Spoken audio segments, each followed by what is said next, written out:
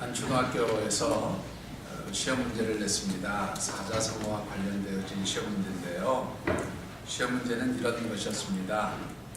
길에서 술을 먹고 큰 소리로 노래를 부르거나 또는 소리를 지르는 것을 사자성어로 무엇이라고 합니까? 그리고 이제 정답을 쓰는 난에 글자 3개가 비어 있었고 마지막 글자에 가짜가 써 있었어요. 자, 술 먹고 길거리에서 큰 소리로 소리를 지르거나 노래를 부르는 것 뭐라고 얘기하나요? 예, 고성방가. 여러분들 참 똑똑하십니다.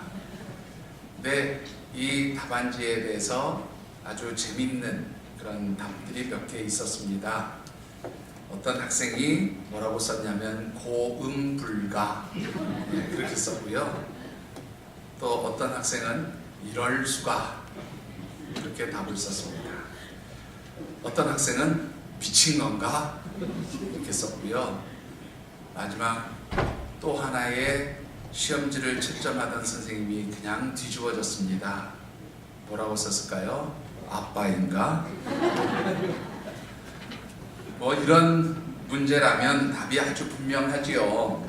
그런데 초등학교 저학년 과학 시험 문제 중에 이런 문제가 나왔다고 합니다. 얼음이 녹으면 그리고 가로 열고 이 된다 혹은 가 된다, 이렇게 문제가 나왔어요. 얼음이 녹으면 뭐가 되죠? 예, 물이 된다. 그렇게 답을 쓰는 것이 정답이었습니다. 그런데 한 학생이 뭐라고 답을 적었는가 하면 얼음이 녹으면 북극곰이 울어요, 그렇게 적었습니다. 자, 여러분들 이 답에 대해서 선생님은 맞았다고 채점을 하셨을까요? 틀렸다고 채점을 하셨을까요? 예, 당연히 선생님은 틀렸다고 채점을 하셨습니다. 그런데 정말 틀린 답일까요? 여러분들 어떻게 생각하십니까? 지구온난화로 인해서 북극의 빙산이 녹아내리고 그래서 북극곰이 생존의 위협을 당하고 있는 이 현실을 보면 이 아이의 답이 마냥 틀린 답이다, 그렇게 말할 수만은 없을 것 같습니다. 우리가 살고 있는 이 사회는 특정한 지식이나 삶의 방식을 통해서 사람들을 하나로 획일화시키려 가려는 그러한 경향들이 있는 것 같습니다. 그런데 요즘 우리 사회에서 아주 두드러지게 나타나는 현상 중에 하나는 이런 획일화시키는 삶의 방식들을 거부하고 각자의 개성을 돋보이고 드러내게 하려는 그러한 새로운 삶의 방식, 새로운 트렌드들이 나타나고 있다는 것입니다. 이른바 자기만의 컨셉을 연출하며 산다라는 것이 바로 그것입니다. 컨셉을 연출하며 산다는 말이 무슨 말입니까, 여러분들? 컨셉이라는 말의 사전적인 의미는 연극이나 영화, 또 어떤 작품 혹은 공연, 행사 같은 것에서 그 작가나 혹은 또 그 행사, 그 연극을 연출해가는 어떤 그런 사람들이 그 연극을 통해서 혹은 영화를 통해서 아주 중심이 되도록 그렇게 드러나지게 보여주려고 하는 어떤 주제나 생각들, 이거를 보통 컨셉이라고 그렇게 이야기를 합니다. 우리말로는 개념이라고 하는 말로 그렇게 번역을 하고 있는데요. 바로 이 컨셉이라고 하는 단어가 올해 우리나라 사람들의 삶의 방식에 있어서 대단히 중요한 단어로 떠오르고 있다라고 하는 겁니다. 자, 무슨 말인가 하면 사람들이 컨셉을 연출하면서 산다라고 하는 이 말은 사람들이 자기의 개성, 또 자기의 어떤 독특함, 다른 사람들과는 구별되어지는 자기만의 독특한 삶의 방식과 개성들을 사람들에게 돋보이도록 하기 위해서 특별한 주제를 가지고 자신의 삶을 살아간다는 거예요. 그리고 그 주제를 삶에서 아주 강하게 드러냄으로 인해서 나는 당신들과 다른 이러이러한 아주 개성 있는 삶을 살고 있다라는 것을 보여주려고 하는 것이 올해의 삶의 방식이라 그런 말입니다. 좀 어려운 말 같아서 제가 다시 한번 설명을 드리려고 합니다. 예를 들면 사진을 찍어도 여러분들 어떻습니까? 어디 여행지 가보면 사람들 사진 찍는 장소가 거의 대동소이해요, 그렇죠? 그리고 그 장소에서 대부분 비슷한 포즈로 사진을 찍습니다. 그런데 이 컨셉을 연출하면서 살아가는 사람들은 어떤 장소에 가서 사진을 찍는다, 예를 들어 유명한 관광지, 사람들에게 많이 알려진 그런 곳에 가서 사진을 찍는다고 하더라도 다른 사람들처럼 찍는 게 아니고 자기만이 독특한 주제나 개성을 가지고 사진을 촬영하고 그 사진을 사람들에게 보이고 알리도록 하는 그러한 현상들이 나타나고 있다는 것이죠. 이런 것을 가리켜서 흔히 말하는 개성을 연출하면서 산다, 컨셉을 연출하면서 산다, 그렇게 표현을 하고 있는 것 같습니다. 그런데 이렇게 하나의 자신의 삶을 사람들에게 보여주기 위해서 특별한 삶의 방식을 고집하는 이런 영향들이 부정적인 의미에서 우리 성도들에게도 영향을 미치고 있는 것 같습니다.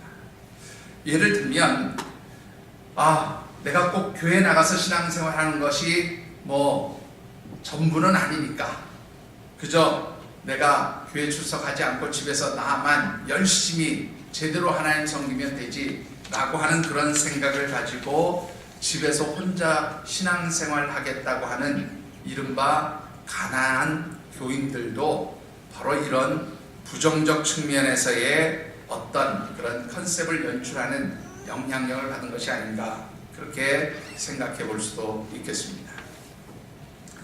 중요한 것은 이 세상 사람들의 삶의 방식이 사람들에게 자기 자신을 잘 돋보이도록 하고 드러나도록 하기 위해서 어떤 주제를 가지고 자신의 삶을 치장하고 또 보일 수 있도록 그렇게 만들어가고 있다고 한다면, 우리 신앙생활을 하는 하나님의 백성들의 영적 삶의 모습은 사람들에게 보이기 위한 것이 아니라 하나님께 보이기 위한, 하나님 보시고 인정하실 만한 그러한 삶의 모습으로 살아가는 것이야말로 진정한 영적 삶의 모습이라, 그렇게 말씀을 드릴 수 있는 것입니다.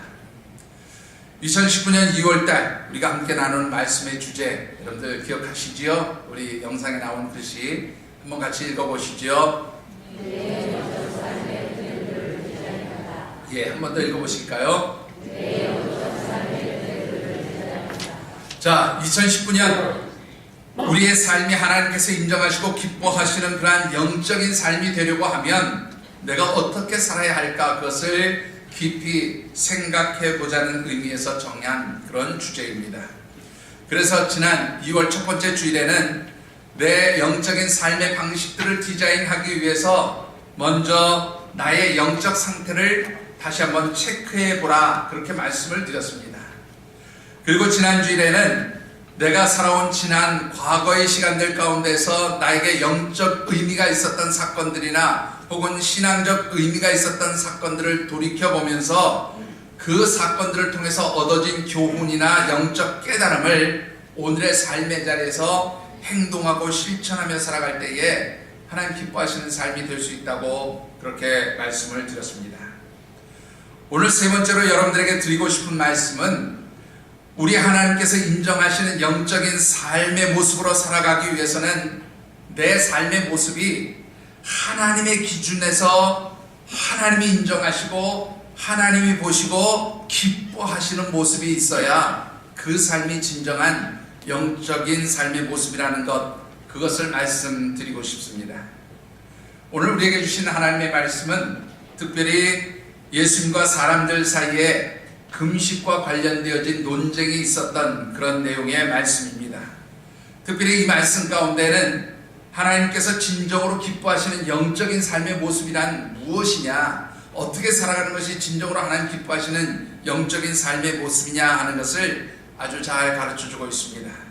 특별히 주신 말씀을 묵상하는 가운데 사랑하는 우리 모든 하늘생 가족들이 참으로 하나님이 기뻐하시고 인정하시는 그런 영적인 삶의 모습으로 살아가시게 되기를 주의 이름으로 축원합니다. 자, 오늘 우리가 주신 말씀을 통해서 먼저 묵상해 보고 싶은 것은, 나의 영적인 삶의 모습이 하나님이 기뻐하시고 인정하시는 그런 컨셉, 그런 영적 컨셉을 가지고 살아나가기 위해서는 먼저 버려야 할 것이 두 가지 있음을 보게 됩니다. 그것이 무엇입니까? 그것은 습관적인 신앙생활과 외식적인 신앙생활을 버리는 것, 그것이 중요하다고 말씀을 드립니다. 본문 18절의 말씀을 우리 같이 한번 받들어 읽겠습니다.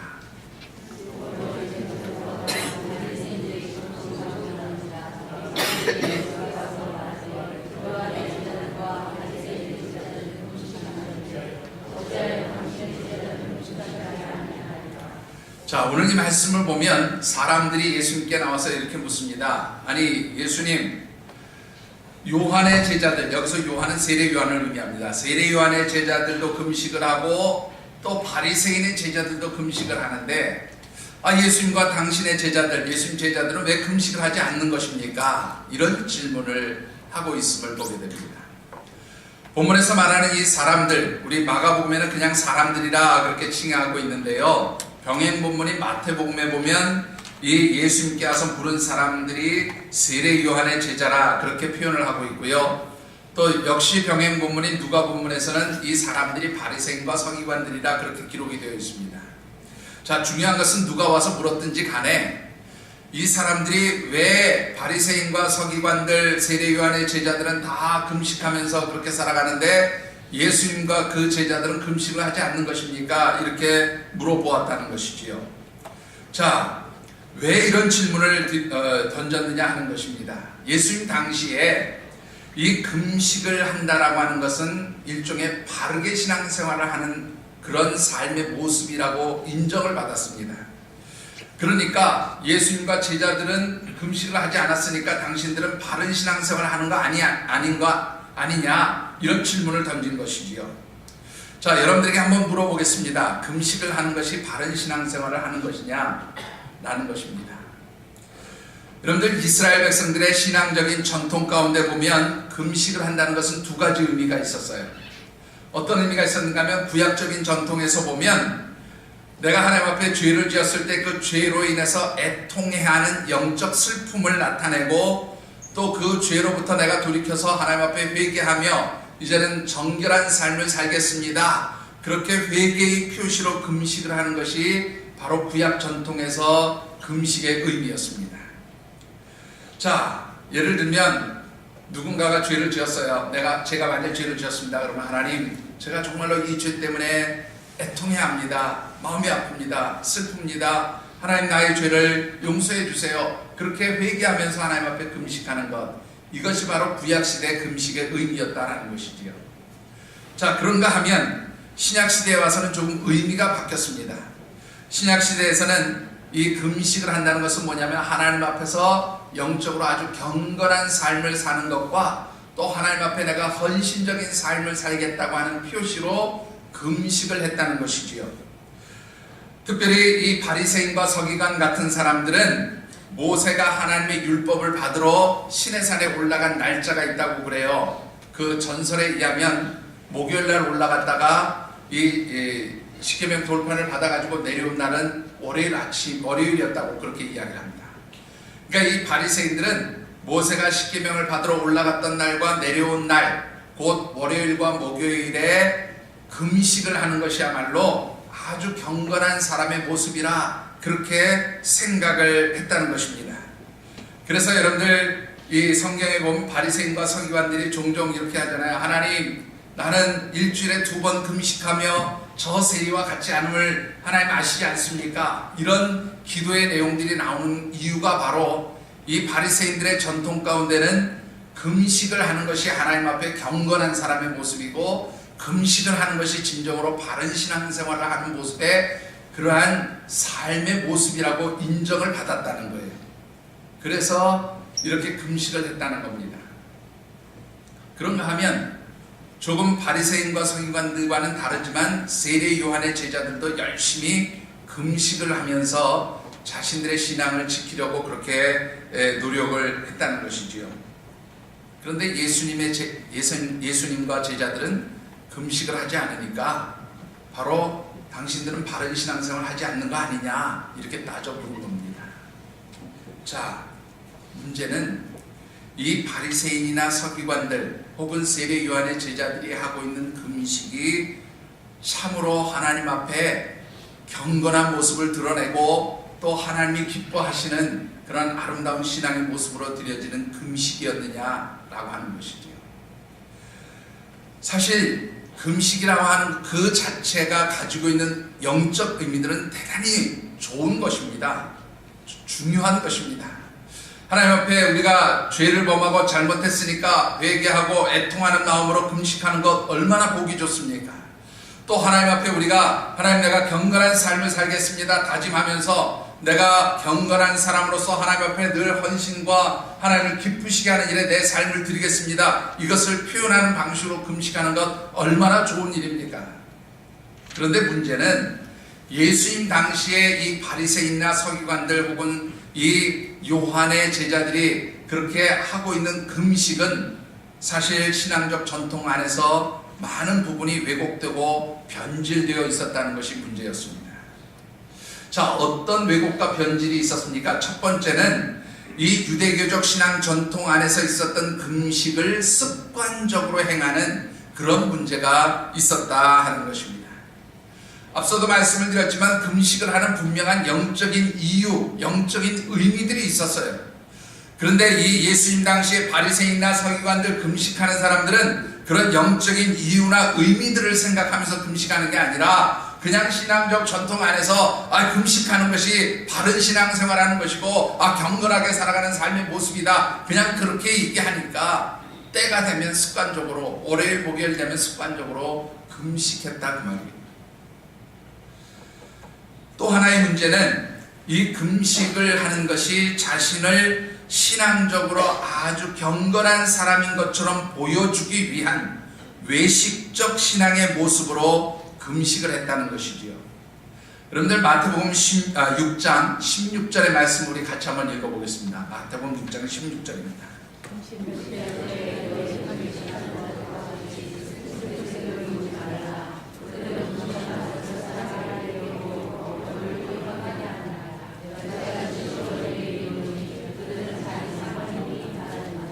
자, 예수님께서 바른 금식의 자세를 가르쳐 주시면서 특별히 이 바리새인과 서기관들의 금식을 지적하신 내용입니다. 자, 여기에 보면 이들은 외식하는 자들과 같이 슬픈 기색을 보였다는 거예요. 이게 무슨 말인가 하면 바리새인과 서기관들이 생각할 때 금식을 하는 것은 곧 뭐예요? 경건한 삶을 사는 거예요. 금식을 하는 것은 하나님 앞에 내가 헌신과 결단을 다짐하는 것을 나타내는 거예요.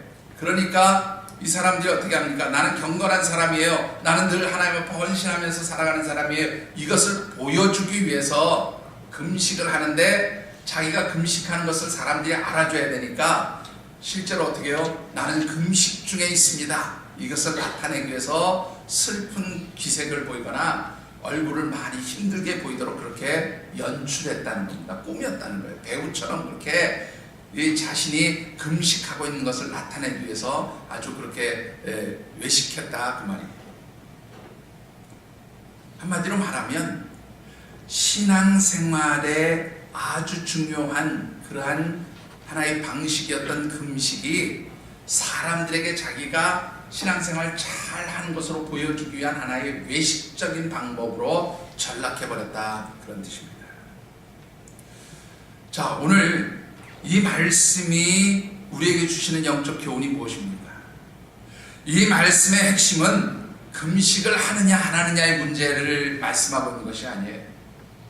오늘 우리의 신앙생활이 하나님 보실 때에 습관적이고 외식적인 영적 생활을 하느냐 그렇지 않느냐 그것을 분별해 보라는 그러한 교훈을 담고 있는 것입니다. 여러분들은 오늘 이 자리에 어떤 마음으로 앉아 계십니까? 하나님 앞에 예배자로 그렇게 나와 있다고 말은 하지만 진정으로 하나님의 말씀을 사모하고 또 하나님과 영적으로 깊이 교통하며 대면하기를 원하는 그러한 영적 갈망을 가진 예배자로 이 자리에 앉아 계시느냐, 아니면 주일이 됐으니까 아무 생각 없이 성경 찬송가 옆에 끼고 그저 습관적으로 기계적으로 이 자리에 와서 앉아 계시느냐, 그것을 한번 살펴보라는 것입니다. 또 하나, 여러분들이 신앙생활을 하면서 나타나는 모든 행위들, 예를 들면 기도하는 것이나 말씀을 읽고 묵상하는 것이나 예배 드리는 것을 포함해서 여러분들이 드리는 여러 가지 봉사와 헌신과 수고하는 것들이 영적으로 어떤 의미가 있느냐 하는 것입니다. 여러분들이 하는 그 모든 신앙적인 행위와 모습들이 하나님께서 보시고 또 받으시기에 합당한 그러한 거룩한 산 제물로서 드려지는 그런 영적인 모습들이냐, 아니면 사람들이 보고 판단하면서 평가할 때 저 사람 믿음 좋은 사람이야, 저 사람 신앙 좋은 사람이야, 이런 소리를 듣기 위해서 보여지는 그런 외식적인 행위들이냐, 그것을 주님께서 묻고 있는 것입니다. 물론 우리가 신앙생활을 하면서 사람들에게 좋은 신앙적 평가를 받는 것도 진정 중요하다고 생각이 되어집니다. 그러나 분명한 것은 사람들에게 어떻게 보여지든 간에 하나님께서 우리의 중심을 보시고 우리의 신앙생활이 진정으로 하나님이 인정하시고 하나님이 기뻐하시고 하나님이 참으로 귀한 영적인 삶을 살고 있다고 인정해 주시는 그런 삶을 사는 것, 그것이 중요하다, 그런 말씀입니다. 사랑하는 성도 여러분, 여러분들의 신앙생활, 여러분들의 영적 생활은 어떤 것입니까? 그저 오랜 동안 신앙생활을 해오면서 습관적으로 예배드리고 습관적으로 그저 교회에 나오고 습관적으로 봉사하고 습관적으로 헌신하고 이런 모습이라면 그것은 하나님 기뻐하시지 않는 모습이라는 거예요. 여러분들이 봉사를 하든 예배를 드리든 하나님 앞에 기도를 하든 혹은 말씀을 읽고 묵상하든 진정한 영적 갈망을 가지고 하나님 앞에 내 삶을 거룩한 산 제사로 드리겠다고 하는 그런 결단과 다짐, 그리고 하나님 앞에 내 중심을 드린다고 하는 그런 마음으로 영적 생활을 할 때에 그것이 바로 하나님 기뻐하시는 하나님의 백성들의 삶의 모습이 되어지는 줄 믿습니다. 사랑하는 성도 여러분, 특별히 이 2019년 저와 여러분들이 하나님 기뻐하시는 그러한 신앙의 모습으로 살아가기를 원하신다면 먼저 습관적이고 외식적인 신앙생활의 모습들을 던져버리시게 되기를 주의 이름으로 축원합니다. 자, 그렇다면 우리의 영적 삶의 방식이 습관적이고 외식적인 신앙생활이 아니라 하나님이 기뻐하시고 인정하시는 그런 영적 컨셉을 가진 그런 신앙생활이 되기 위해서는 어떤 모습으로 살아가야 하느냐 하는 것입니다. 그것은 신랑 되신 우리 주님께서 함께 하셔서 늘 기쁨의 혼인잔치와 같은 그런 삶을 사는 것이라 말씀을 드릴 수가 있습니다. 본문 19절의 말씀을 같이 한번 받들어 읽겠습니다.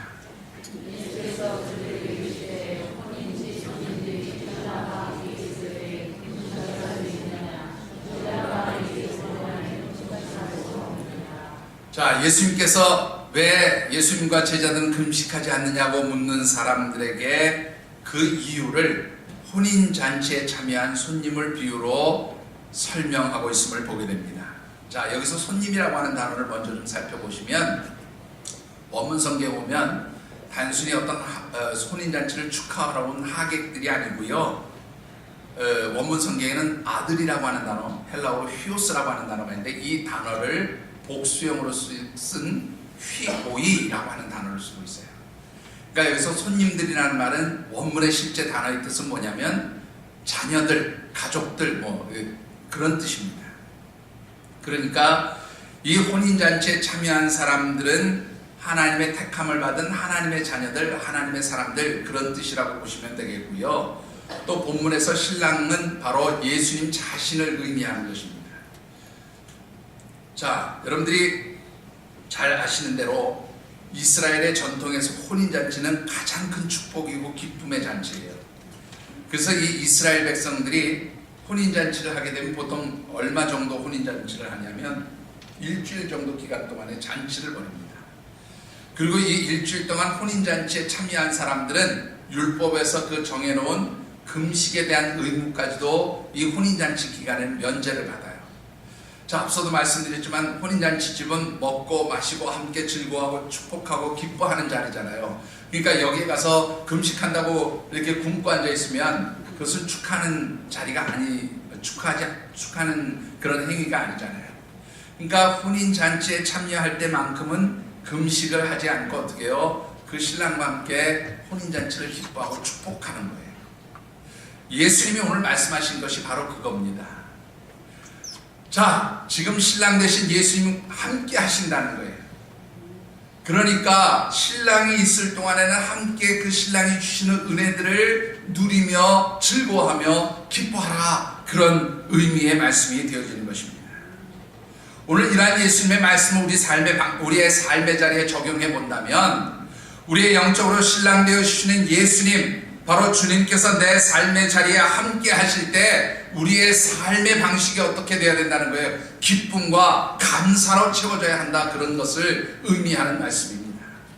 마치 혼인잔치에 참여한 사람처럼 늘 삶의 모습들이 기쁨과 감사로 채워져야 하는데요, 거기에서 더 중요한 것은 뭐냐면 어떠한 환경과 상황에 놓여 있을지라도 이것을 전제하고 있습니다.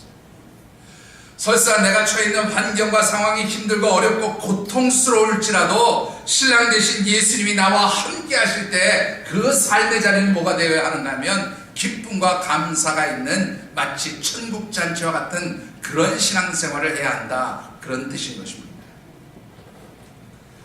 여러분들 구약성경 하박국 3장 17절과 18절 말씀 같이 한번 읽어보실까요? 여러분들 같이 영상 자료 보시면서 읽어보겠습니다.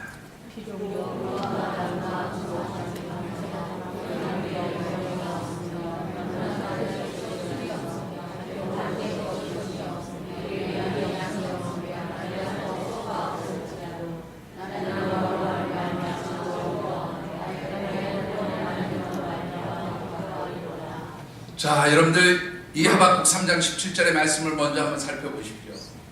뭐라고 말씀하고 있습니까? 자, 무화과 나무가 무성하지 못하며 포도나무에 열매가 없으며 감람나무에 수출이 없으며 밭에 먹을 것이 없으며 우리의 양이 없으며 외양간에 소가 없을지라도, 어떤 상황입니까? 감사할 것이 없는 상황입니다.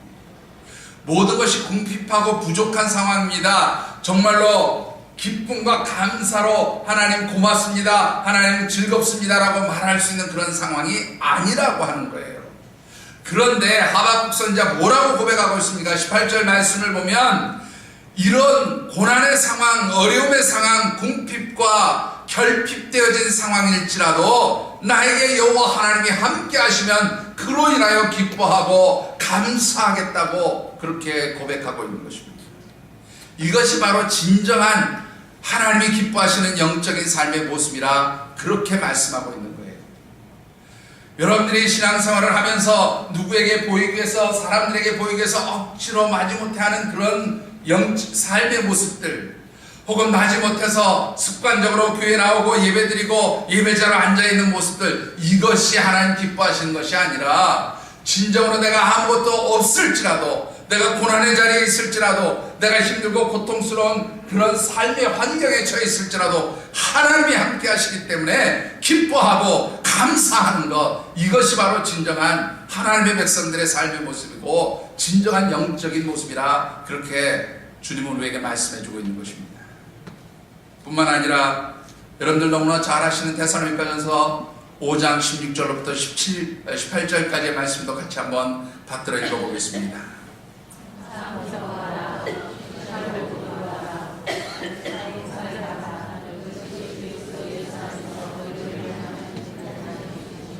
자, 사도 바울의 권면입니다. 그런데 여기 보시면 항상 어떻게 하라고요? 기뻐하라, 모든 일에 대하여 감사하라는 거예요.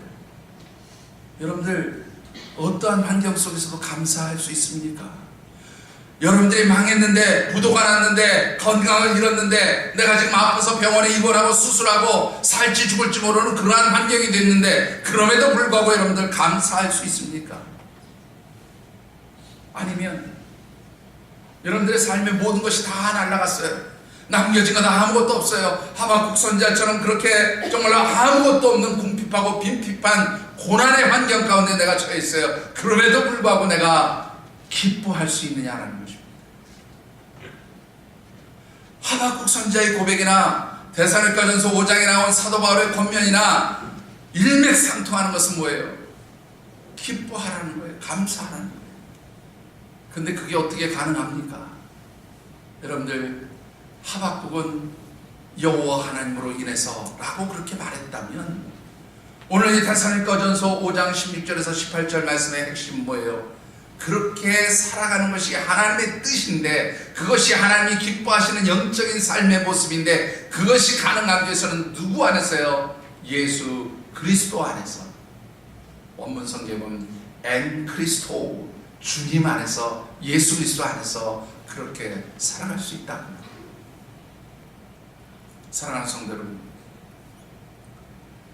진정으로 올 한 해 여러분들이 참으로 하나님 인정하시고 기뻐하시는 그런 영적인 삶을 살기를 원하십니까? 그렇다면 여러분들의 삶에서 기쁨과 감사의 고백들이 쏟아져 나오게 되기를 주의 이름으로 축원합니다. 여기서 전제되는 것은요, 내 힘으로 하는 것이 아니라 누가 함께 하실 때? 하나님이 함께 하실 때. 내 힘으로 하는 것이 아니라 주님께서 함께 하실 때 바로 그런 영적인 삶의 모습으로 살아갈 수 있다고 주님 우리에게 가르쳐주고 있습니다. 여러분들, 올 한 해 여러분들이 진정으로 하나님 기뻐하시는 영적 삶의 모습으로 살아가기를 원하신다면 마태복음 16장 18절의 말씀처럼 은밀한 가운데 우리를 살펴보시는 하나님 앞에 여러분들의 삶이 기쁨과 감사로 고백되어지는 그러한 아름다운 영적 삶이 되어지시기를 주의 이름으로 축원합니다. 만일 여러분들의 삶에서 기쁨과 감사의 삶이 아니라 애통하고 눈물 흘리며 안타까워해야 할 때가 있다면 어떤 때일 것 같습니까? 본문 20절에 그 답이 나와 있어요. 언제 우리가 애통해야 할까? 언제 안타까워해야 할까? 20절 말씀을 같이 받들어 읽겠습니다.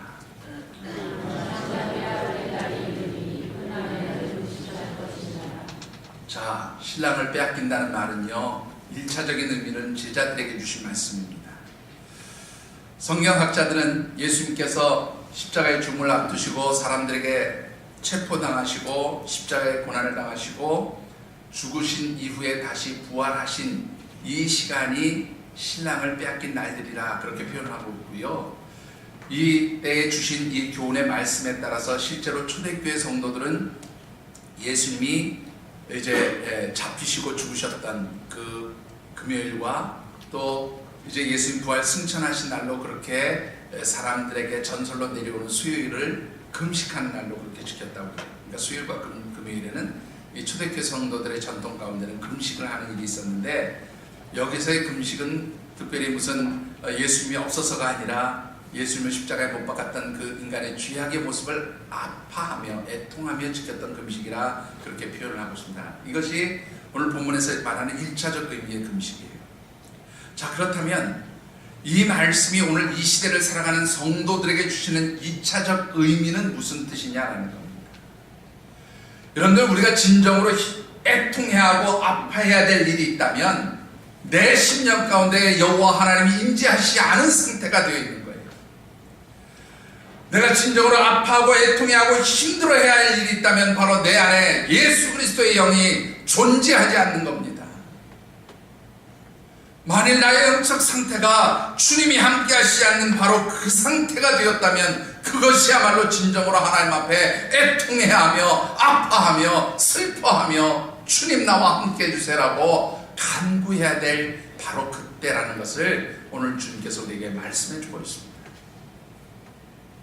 여러분들, 주님이 함께 하실 때 우리의 삶이 어떠한 환경 속에서도 기뻐하고 감사할 수 있는 거예요. 그때에 바로 하나님이 인정하시는 영적인 모습들이 드러난다 그 말이에요. 주님이 함께 하시지 않으면 내가 아무리 열심히 봉사하는 것 같아도, 아무리 헌신하는 것 같아도, 아무리 예배드리는 것 같아도, 아무리 말씀 보는 것 같아도, 아무리 기도하는 것 같아도 그 안에 뭐가 없어요? 기쁨이 없어요. 감사가 없어요. 단지 그것은 보여지는 것뿐이에요. 그러나 주님이 함께 하시는 사람의 삶은 어떠한 환경 속에서 기뻐하게 되고 감사하게 되고 그 기쁨과 감사를 주시는 주님이 함께 하심으로 인하여 즐거워하게 되는 것, 이것이 바로 진정한 영적 사람의 모습인 줄 믿습니다. 사랑하는 성도 여러분, 이 2019년 여러분들의 삶의 자리에 하나님의 영, 주님이 함께 하시게 되기를 주의 이름으로 축원합니다. 그래서 어떠한 환경과 상황 속에서 늘 기뻐하고 감사하시는 그러한 진정한 하나님의 백성들이 되어주시기를 주님의 이름으로 축원합니다.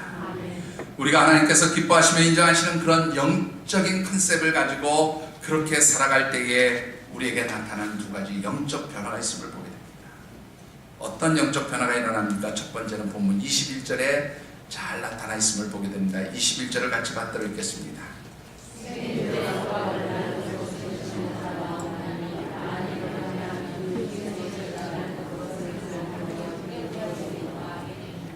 자, 오늘 이 말씀에서 낡은 옷은 유대교적 전통의 신앙 곧 습관적이고 외식적인 삶의 모습을 의미합니다. 자, 그런데 이 생배는 뭐를 의미하느냐면 예수님이 가르쳐 주신, 즉 예수님께서 우리의 삶에 임재하시고 주인 되셔서 통치하시고 다스려 주실 때 나타나는 삶의 모습을 의미해요. 이 두 가지는 절대로 결합될 수 없다고 하는 것이죠. 왜 그렇습니까? 여러분들, 저는 뭐 잘 모르겠습니다만은 우리 어떤 옷을 사가지고 이렇게 빨래를 하면 어떻습니까? 이게 새 옷은 좀 줄어드는 그런 경향이 있지요. 여기서 생배는 바로 그런 현상들을 의미하는 그런 천을 의미합니다. 그러니까는 낡은 옷에다가 생배를 붙여서 어떤 옷을 만들었다고 하면 빨았을 때 이 생배가 줄어들면서 이렇게 당겨지잖아요. 그럼 이 낡은 옷이 찢어지게 된단 말이죠. 그러니까 둘이 하나로 결합될 수 없음을 의미하는 겁니다. 즉 예수 그리스도께서 좌정하시고 통치하여 주시는 하나님의 사랑, 하나님의 영이 통치하시고 좌정하여 주셔서 함께 하시는 그러한 사람들의 삶은 이 유대교의 전통과 같은 습관적이고 외식적인 신앙생활을 하지 않게 되어진다, 그런 의미의 말씀인 것이죠. 그런가 하면 또 하나의 변화는 22절에서 나타나고 있습니다. 어떤 변화입니까? 같이 받들어 읽겠습니다.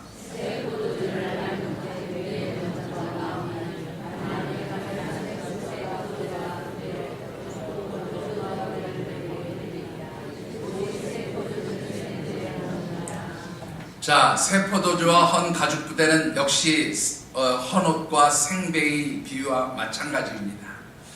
여러분들, 포도주를 새로 담그면 이 포도주가 발효가 되면서 많은 가스가 발생을 하게 되지요. 그런데 헌 가죽 부대에 넣어 놓으면 이게 이제 오래 사용하다 보면 경화가 돼서 신축성이 떨어지는 겁니다.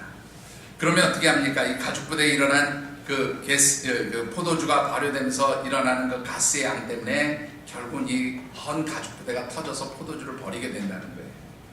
그러니까 절대로 새 포도주는 헌 가죽 부대가 아니라 새 가죽 부대에 넣는다는 그런 비유입니다. 역시 낡은 옷과 생배 조각의 비유와 같은 의미예요. 여기서 중요한 것은 새 포도주와 새 부대라고 하는 단어입니다. 여기서 새 포도주라고 하는 것은 새라고, 여기서 새것, 포도주의 새 것은 여러분들 네오스라고 하는 단어를 쓰는데 이거는 시간적으로 새로운 것을 의미해요. 그리고 새 부대라고 했을 때 여기서 말하는 새로운 것은 카이노스라고 하는 단어를 쓰는데 이 카이노스라고 하는 단어는 질적으로 새로워지는 것입니다. 그러니까 이 22절에서 주시는 말씀 교훈은 분명합니다. 예수께서 우리 가운데 좌정하시고 하나님의 영이 우리를 통치하시고 다스려 주실 때에 우리의 삶에서 변화들이 일어나는 거예요. 시간이 지나가면 지나갈수록 우리에게는 새로운 변화들이 일어나는데 바로 영적으로 볼 때에 하나님 기뻐하시는 질적 성장들이 일어나는 것을 의미하는 그런 말씀이기도 합니다. 사랑하는 성도 여러분, 여러분들이 진정으로 하나님의 말씀 안에서 하나님의 영, 하나님의 통치하심으로 여러분들이 영적 갈망을 가지고 살아가시는 아름다운 믿음의 신앙인들이 되어주시기를 주님의 이름으로 축원합니다. 그리할 때에 어떠한 환경, 어떠한 삶의 자리에서도 하나님의 영으로 다스림받는 사람에게는 기쁨과 감사가 넘치게 되어지는 줄 믿습니다. 말씀을 맺고 싶습니다. 마이크로소프트의 창업자, 마이크로소프트사의 창업자인 빌 게이츠 씨가 여러분들 아시는 대로 굉장한 부자잖아요. 이 빌 게이츠가 기자 한 사람과 인터뷰를 하게 되었는데 기자가 그런 질문을 했대요. 당신 머리가 너무 좋아서 이렇게 세계적인 부자가 되었습니다. 그 좋은 머리를 어떻게 활용했는지 그 비결을 좀 알려줄 수 없습니까? 그렇게 물었답니다. 그러자 빌 게이츠가 뭐라고 대답했는가 하면 저는 당신이 생각하는 것처럼 그렇게 머리가 좋은 사람이 아닙니다. 그렇다고 특별한 재능이나 또 달란트가 있는 그런 사람도 아닙니다. 단지 저는 변화하고자 하는 마음을 생각했고 그 생각을 행동으로 옮기는 데 노력했습니다. 그렇게 대답을 했다고 해요. 여러분들 2019년 여러분들의 삶에서 어떤 영적 변화들이 일어나기를 원하십니까? 바라건대 여러분들의 영적 변화는 하나님이 기뻐하시고 인정하시는 그런 모습으로 변화의 역사들이 나타나게 되기를 주의 이름으로 축원합니다. 여러분들이 진정으로 하나님께서 기뻐하시고 인정하시는 그런 모습으로 변화되고 싶은 영적 갈망이 있다면 그 갈망을 두려워하지 말고 행동으로 옮길 수 있는 그런 하나님의 백성들이 되어주시기를 주의 이름으로 축원합니다. 여러분들 변화를 의미하는 영어 단어 뭐라고 표현합니까? change라고 하는 단어를 쓰죠. change, change라고 하는 단어를 씁니다. 이 change라고 하는 단어 가운데서 끝에서 두 번째 단어인 G를 C로 그렇게 바꾸시면 뭐가 되는지 아십니까? 변화가 일어납니다. 어떤 변화가 일어납니까? change가 변화되면 찬스가 되죠. 기회가 됩니다. 여러분들 하나님 앞에서 여러분들이 영적으로 변화하시면 하나님께서 주시는 축복의 기회가 여러분들에게 찾아오게 되어주는 줄 믿습니다. 올 한 해 주님의 영이 함께 하심으로 인해서 여러분들의 영적인 삶의 모습이 어떠한 환경 속에서도 늘 감사하고 기뻐하시는 아름다운 하나님의 백성들이 되어주시기를 주님의 이름으로 축원합니다. 그런 영적 변화를 통해서 하나님 주신 놀라운 축복의 기회를 잡아 그 축복을 내 것으로 소유하시는 귀한 하나님의 백성들 되어주시기를 다시 한번 주의 이름으로 축원합니다. 기도하겠습니다.